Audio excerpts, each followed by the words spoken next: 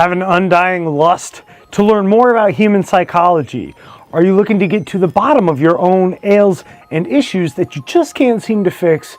In this video, I'm giving you my very first impressions from Robert Greene's book, The Laws of Human Nature. Now, I'm a massive fan of Robert Greene's, and I've actually got all of his books, and most of them not only in hardcover but also in audio.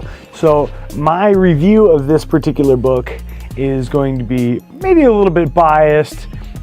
He's the most influential author to me myself.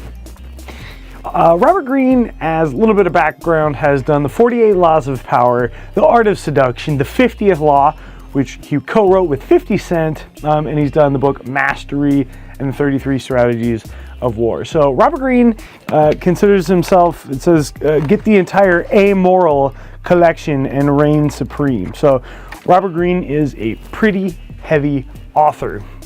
Not necessarily a casual read first off from the get. So if you're looking for something casual, Robert Greene books are not the way to go. Also, if you are not very well fortified, or if you're maybe not very knowledgeable in human psychology, Robert Greene books are not a good place to start. The way that I got into Robert Greene is because I was looking into workout books, and I found out that 50 Cent had workouts for people in a hurry, and then I also saw that he co-wrote the 50th Law. So that kind of got me into stuff like this. Now that you know that I've read all of Robert Greene's books a handful of times, what separates The Laws of Human Nature from any of his other books? Well, this book is not necessarily all about winning over other people, and it's not necessarily all about seduction and power and reigning supreme. But this book so far is a lot more introspective, making me think about myself and where I've got flaws. So there's another reason not to read it if you're not looking to improve yourself. The ways that this book has already so far got me thinking is I'm keeping a very close eye on people's microexpressions, which I have learned about before, and I've seen, in fact, that was my first impression is, oh, I've seen a lot of this before. But as the book goes, it gets deeper and deeper, and I'm like, oh.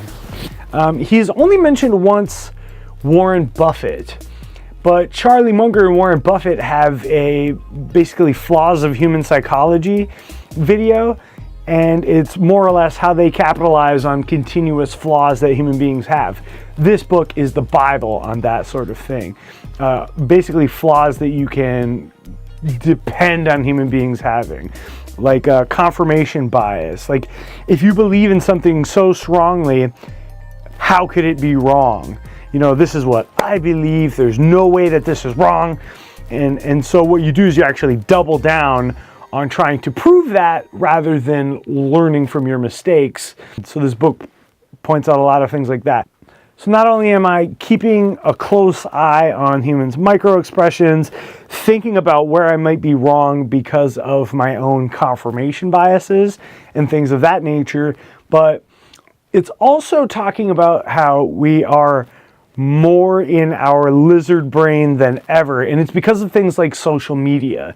It's because people are so willing to engage and be volatile on these platforms that we're kind of constantly in a slight state of adrenaline and more ready to make irrational decisions and fight each other, even if it's just digitally. So he says, in fact, technology has not brought us farther away from our nature, but rather almost regressed us into having shorter attention spans, paying attention to the short-term benefits of things that are right in front of us, and so we don't necessarily think about the long term, being very impulsive this day and age. So that's kind of my first impressions. One thing that this book is doing different than its counterparts of seduction, war, and power is that it's actually telling you to watch out for narcissists. Whereas The Art of Seduction tells you to be narcissistic because people kind of fall for it and are they become a little bit narcissistic themselves by feeding off of your energy. It tells you more to beware of narcissistic lovers and leaders, using Joseph Stalin as an example, how he was actually incredibly charismatic until he came into a lot of power and was able to turn that narcissism into brutality, making people constantly question how he was really feeling. So this book really warns you about narcissists, kind of telling you how to actually more so be empathetic.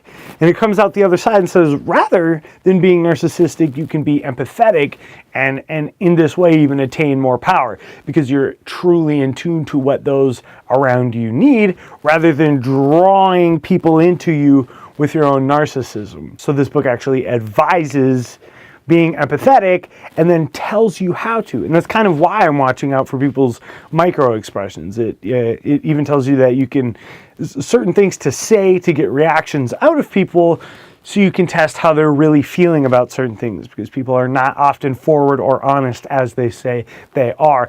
Another thing that really has struck me about this book so far, and I'm only a small portion through, is that in contrast of the 50th Law, or particularly like The Art of Seduction and the 48 Laws of Power, those books say have a lot of options, become an object of desire, never settle for anything, continue to move and grow. This book is actually saying that is kind of a path to madness. No matter what heights you attain as far as wealth or as far as social standing, this book is saying, Robert Greene states, that no matter where you go, there you are, essentially is what it boils down to. He says it much more elegantly, but he says you will always be hopping from one thing to the next if that's the pattern that you develop.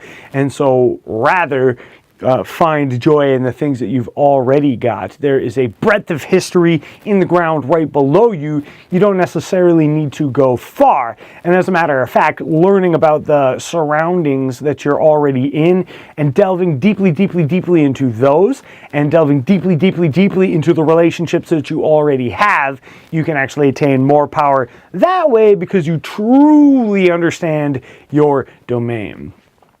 He talks about several different things, like this book has different historical examples than the 48 Laws of Power and The Art of Seduction, which The Art of Seduction is beautiful. Some of those characters are from fiction, where so far, from what I can tell, all of these characters are from history. Pericles is the first example of how he was very level-headed and wanted to lead his people beyond their emotions, so that they could still feel their emotions but understand why, and then truly act accordingly rather than acting out based on how they feel.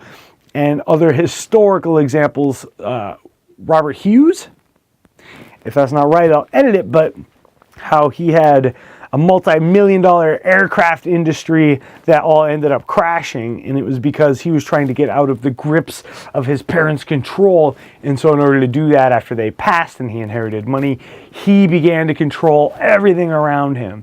So far this is a lot of strictly historical examples, and it kind of reminds me of Charlie Munger and Warren Buffett's advice of don't just look in front of you, don't believe in your own confirmation bias, but rather seek something to disprove you. Like, seek what disproves your theory, because that is true science.